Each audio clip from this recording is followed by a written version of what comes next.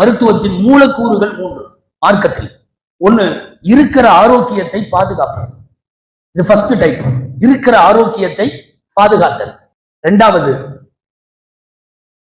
முன் யோசனையோடு பாதுகாத்துக் கொள்ளுதல்.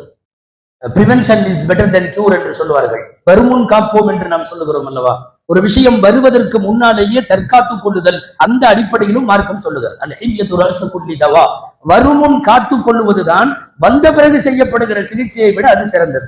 ஸல்லல்லாஹு அலைஹி வஸல்லம் சொல்லியிருக்காங்க, அந்த நாம் சாப்பிடக்கூடிய இதுவெல்லாம் உள்ளே தங்கக்கூடிய இறைப்பை என்பது பைத்து தவா, நோய்களின் இருப்பிடம்.